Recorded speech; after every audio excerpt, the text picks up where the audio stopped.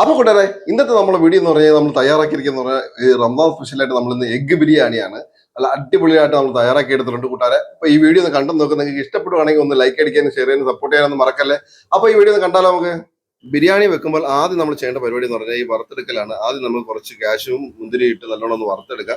ഇത് കോരി മാറ്റി വെച്ചതിന് ശേഷം നമ്മൾ കുറച്ച് സവാള എടുത്തിട്ടുണ്ട്.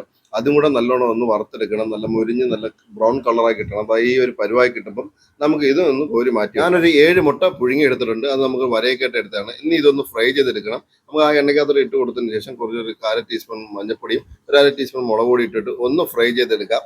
ഫ്രൈ ചെയ്തെടുത്ത് വെച്ചിട്ട് നമുക്കൊന്ന് കോരി മാറ്റാം. ആ എണ്ണയ്ക്കകത്ത് തന്നെ നമ്മൾ കുറച്ച് എണ്ണ കൂടെ ഒഴിച്ചു കൊടുക്കുന്നുണ്ട്. ഒഴിച്ചു കൊടുത്തിട്ട് നമുക്ക് ഉള്ളി വാട്ടണം. നമ്മൾ ഒരു 5 സവാള ഞാൻ സ്ലൈസായിട്ട് അരിഞ്ഞെടുത്തിട്ടുണ്ട്.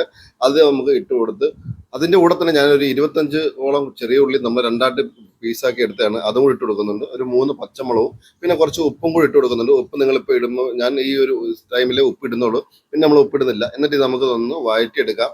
നല്ലോണം ഒന്ന് സവാള ഒന്ന് വഴന്നു വരുന്ന സമയത്ത് കുറച്ച് കരിയാപ്പില കൂടി ഇട്ട് കൊടുക്കാം. കരിയാപ്പില കൂടി ഇട്ട് കൊടുത്ത് നല്ല ഒന്നുകൂടെ ഇളക്കിയെടുത്ത ശേഷം നമ്മൾ ഇതിനകത്ത് ഇട്ട് ഒരു 1.5 സ്പൂണോളം ഉണ്ട് ഇഞ്ചിയും വെളുത്തുള്ളിയും പേസ്റ്റ് ആണ്.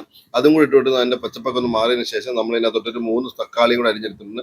അതും കൂടി ഇട്ട് കൊടുത്തിട്ട് നല്ല രീതിയിൽ ഒന്ന് വഴറ്റിയെടുക്കാം. ഇനി നമുക്ക് പൊടി ഇട്ട് കൊടുക്കാം. ഞാനൊരു 1.5 സ്പൂണോളം മല്ലിപ്പൊടി ഇട്ട് കൊടുക്കുന്നുണ്ട്. ഒരു 1/4 ടീസ്പൂണ് പെരിഞ്ജീരക പൊടി ഇട്ടുന്നുണ്ട്. 1 സ്പൂണോളം കുരുമുളക് പൊടി, ഒരു 1/2 ടീസ്പൂണോളം ഗരം മസാല, ഒരു 1/2 ടീസ്പൂൺ മഞ്ഞപ്പൊടി, ഇതെല്ലാം കൂടി ഇട്ട് കൊടുത്തിട്ട് പൊടിയുടെ പച്ചമണം മാറുന്നവരെ നമുക്കൊന്ന് ഇളക്കി കൊടുക്കാം. ഇനി നമ്മൾ ഫ്രൈ ചെയ്ത് വെച്ചിരിക്കുന്ന മുട്ട ഉണ്ടല്ലോ, അതും കൂടി ഇട്ട് കൊടുത്ത് ഒന്ന് ഇളക്കി ഒന്ന് മിക്സ് ആക്കി എടുത്തതിന് ശേഷം അതങ്ങ് മാറ്റി വെക്കാം. എന്നിട്ട് നമ്മൾ ചോറ് റെഡിയാക്കി വെച്ചിട്ടുണ്ട്. ഇനി നമ്മളൊരു ചരുവ അടുപ്പിൽ വെച്ച് കൊടുത്തിട്ട് നമ്മൾ ആ നേരത്തെ ബാലൻസ് തന്നെ അതിൽ നിന്ന് 1 സ്പൂണോളം നമ്മൾ അതിനകത്ത് ഒഴിച്ചു കൊടുക്കുന്നുണ്ട്. ഇനി നമുക്കെന്ന് പറഞ്ഞാൽ ആ നേരത്തെ ഫ്രൈ ചെയ്ത് വെച്ചിരിക്കുന്ന സാധനം ഇതിനകത്തോട്ട് എല്ലാ മസാല ഇതിനകത്തോട്ട് മാറ്റി നിരത്തി വെച്ചതിന് ശേഷം നമുക്ക് ഇനി ചെയ്യേണ്ടതെന്ന് പറഞ്ഞാൽ നമ്മൾ വേവിച്ചിരിക്കുന്ന ചോറുണ്ടല്ലോ, ആ ചോറിട്ട് കൊടുത്ത് എല്ലാം ഒന്ന് നല്ല രീതിയിൽ ഒന്ന് ലെവലാക്കി എടുത്തതിന് ശേഷം ചോറിന് ഏത് അരി വേണമെങ്കിലും എടുക്കാം കേട്ടോ. ഞാനിപ്പോൾ എടുത്തിരിക്കുന്നത് കൈമ അരിയാണ്. ഇനി ഇതിനകത്തോട്ട് നമ്മൾ ഇച്ചിരി എസൻസ് ഒഴിച്ചു കൊടുക്കുന്നുണ്ട്. പിന്നെ നമ്മൾ ഒഴിച്ചു കൊടുക്കുന്നത് പറഞ്ഞാൽ നെയ്യാണ്. നെയ്യ് ഒഴിച്ചു കൊടുത്തിട്ട് ശേഷം അതിൻ്റെ കൂടെ തന്നെ നമ്മൾ 1 സ്പൂണോളം വെളിച്ചെണ്ണ ഒഴിച്ചു കൊടുക്കുന്നുണ്ട്.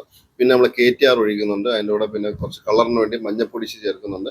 പിന്നെ കുറച്ച് മല്ലിയിലയും പുതിനയിലയും ചേർക്കുന്നു. പിന്നെ നമ്മൾ വറുത്ത് വെച്ചിരിക്കുന്ന അണ്ടിപ്പരിപ്പ് സവാള എല്ലാം കൂടി ഇട്ട് കൊടുത്തിട്ട് നമുക്കൊന്ന് അടച്ച് വെച്ച് ഒരു മീഡിയം ഫ്ലെയിമിൽ ഇട്ടിട്ട് ഒരു 5 മിനിറ്റ് 5-10 മിനിറ്റ് ഒന്ന് ദമ്മ് ചെയ്തെടുക്കാം.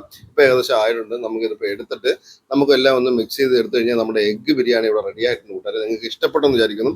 ഇഷ്ടപ്പെട്ട് കഴിഞ്ഞാൽ ഞാൻ ഒന്ന് ലൈക്ക് അടിച്ച് സപ്പോർട്ട് ചെയ്യാൻ മറക്കല്ലേ. ഇതുപോലെ നല്ലൊരു വീഡിയോ ആയിട്ട് വീണ്ടും വരാം കൂട്ടാരെ.